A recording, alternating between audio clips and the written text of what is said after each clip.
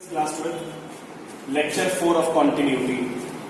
Clear? Check it out. Case 9. Case 8 तक हम लोग ने कर लिया था, आज केस 9 करेंगे. केस 9 एक सवाल हमने जानबूझ के लिया है, बहुत इंपॉर्टेंट है. जब क्वाड्रेटिक दी है, जब यहां पे क्वाड्रेटिक दी है तो तुम लोग क्या कर रहे हो? क्वाड्रेटिक को सॉल्व करके इसको छोटा कर रहे हो.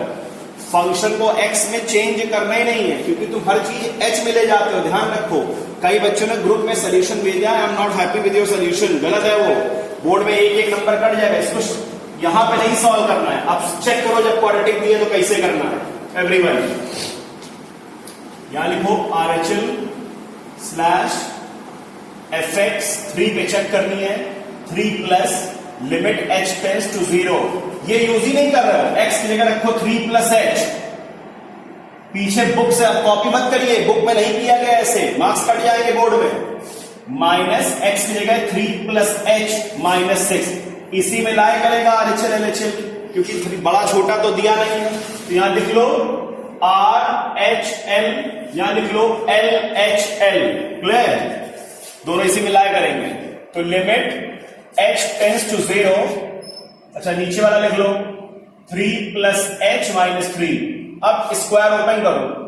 9 plus h square plus 6h minus 3 minus h minus 6 upon 3 cut गया h. 6 3 9, ये 9 से कट गया. यहां क्या आया? Limit h tends to 0 h square plus 5h, h square plus 5h upon h. Limit h tends to 0, h common ले लो, h plus 5 upon h. h cut गया, लिमिट लगाओ 5. आंसर. तो यहां पे फैक्टर नहीं करना, वो अपने आप वो फैक्टर एक्टर हो जाएगा जब तुम h को इंट्रोड्यूस करोगे. बात समझ में आई? अब आप LHL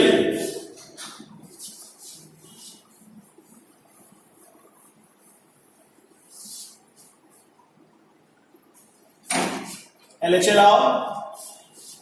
f slash fx 3 minus limit h tends to 0. सवाल में जाओ. 3 माइनस h का square minus 3 minus h minus 6 upon 3 minus h minus 3. 3 cut गया.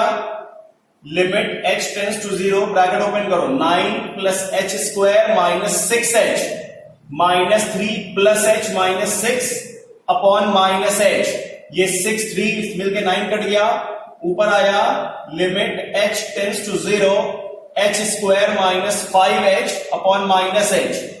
Limit h tends to 0, h common ले लो, h minus 5 upon minus h. h cut गया, limit लगाओ. ये 0 माइनस माइनस प्लस, ये भी 5 आ गया. Clear? Value of the function में आ, value of the function,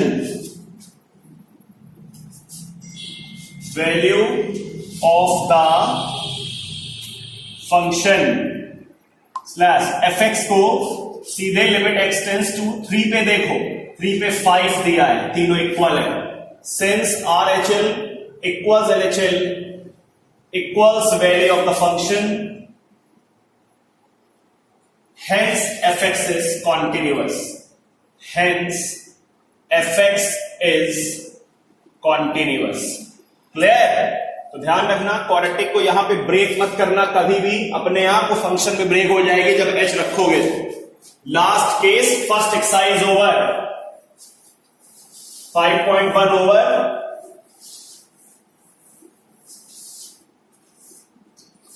case 10 बहुत इंपॉर्टेंट है. डबल मॉड बोर्ड में आ सकता है. ये पिछली बार समझ में नहीं आया था, इसलिए रिवीजन क्लास में ले रहे हैं इसको. show that the function fx equals mod x plus mod of x minus 1 comma x belongs to R is continuous both at x equal to 0 and x equals to 1. अब ध्यान से समझो, double mod में direct नहीं चलते हैं.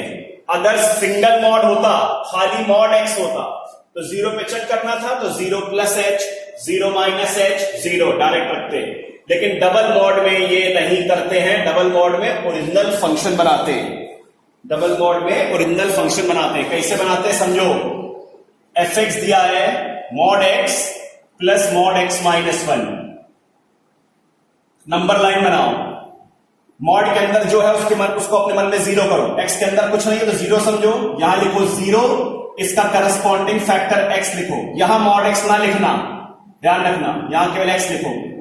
इतना लिखने के बाद किसी भी फैक्टर का लेफ्ट नेगेटिव होता है, ऐसे नेगेटिव बना लो, और राइट पॉजिटिव होता है।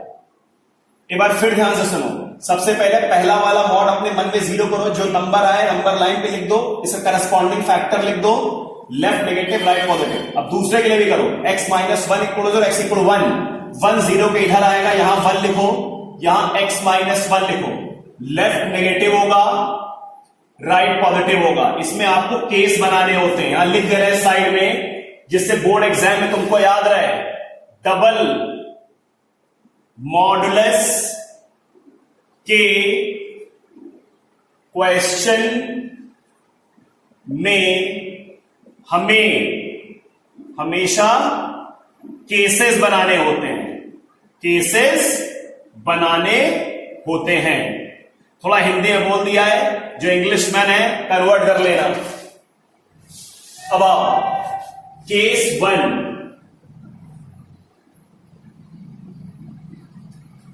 कैसा समझोगे केस 1 समझो, इधर से चलते हैं, 0 के इधर x लेस देन 0 लिखो, क्या लिखो, 0 के इधर लिखो x लेस देन 0। अब ध्यान से देखो, 0 के इधर में x कैसा है, ऊपर देखो इसका साइन नेगेटिव, x माइनस 1 कैसा है नेगेटिव, तो मॉड x कैसा खुलेगा, minus of x, mod x minus 1 कैसे खुलेगा, माइनस ऑफ x माइनस 1। एक बार फिर से समझा रहे हैं केसेस कैसे बनाए जाते हैं, 0 के इधर, फिर यहां से यहां तक, फिर यहां से यहां तक, ऐसे बनते हैं केस। ठीक, जब हम x लेस देन 0 ले रहे हैं, 0 के इस साइड ले रहे हैं, तो दोनों नेगेटिव है, दोनों फैक्टर का साइन देखो नेगेटिव है। अब फंक्शन बनाओ, एफ एक्स होगा मॉड x मिलेगा minus x, minus of minus x minus 1, minus x plus 1, 1 minus 2x आया, ये केस 1 हुआ। केस 2 आओ, 0 से 1 के बीच में, 0 से x 1 के बीच में। अब यहां इक्वलिटी लेना, बच्चा कहता सर यहां ले ले तो कोई प्रॉब्लम नहीं, बट पहले वाले में कभी ना लिया करो, ऐसे लिया करो दूसरे में।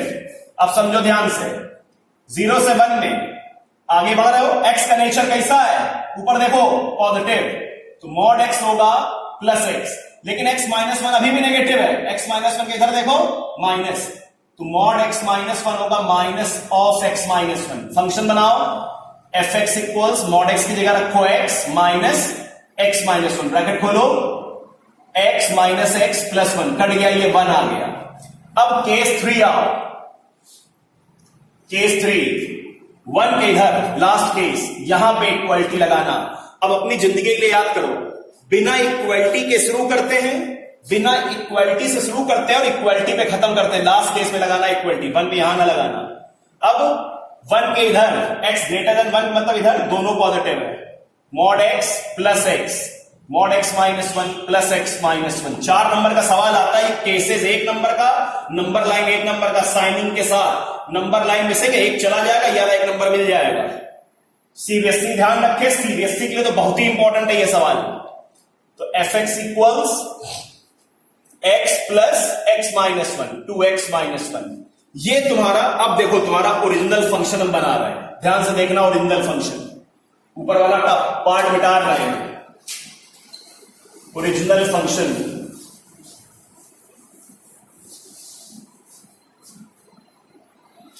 एफ एक्स इक्वल्स, पहला लिखो करली bracket 1 minus 2x, x less than 0, फिर लिखो 1, 0 से x 1, यहां इक्वलिटी, फिर लिखो 2x minus 1, x greater than और इक्वल टू 1। ये तुम्हारा ओरिजिनल फंक्शन था, ऐसे ओरिजिनल फंक्शन बनाया जाता है।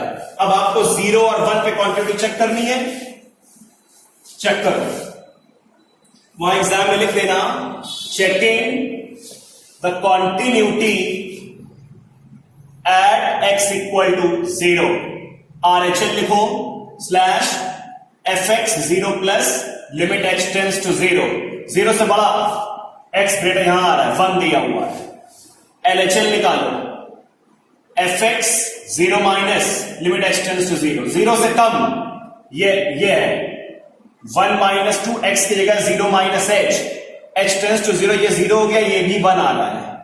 वैल्यू ऑफ द फंक्शन आओ, value of the function fx को direct limit x tends to 0 पे चेक करो, इक्वलिटी कहां लगी, यहां 1 दिया हुआ है, तीनों इक्वल है कि नहीं, since RHL equals LHL equals value of the function, hence fx is continuous, hence fx is continuous। Last case देखो, चेकिंग, उसी का मतलब 1 में कंटिन्यू चेक कर रहे हैं, continuity at x equal to 1, RHL लिखो slash fx 1 plus limit x tends to 0, 1 से बड़ा ये दिया x ग्रेटर देन 1, यहां रखो x की जगह पे 2, 1 plus h minus 1, h tends to 0, 2 minus 1 1, LHL slash fx 1 minus limit h tends to 0, 1 से कम x लेस देन 1 दिया हुआ है। वैल्यू ऑफ द फंक्शन में आओ, value of the function direct fx को लिमिट x टेंस टू 1 में check करो, equality कहां लगी, देखो यहां लगी, x के 1 रख दो, 2 इंटू 1 माइनस 1, ये भी 1 आ गया, since RHL equals LHL equals value of the function,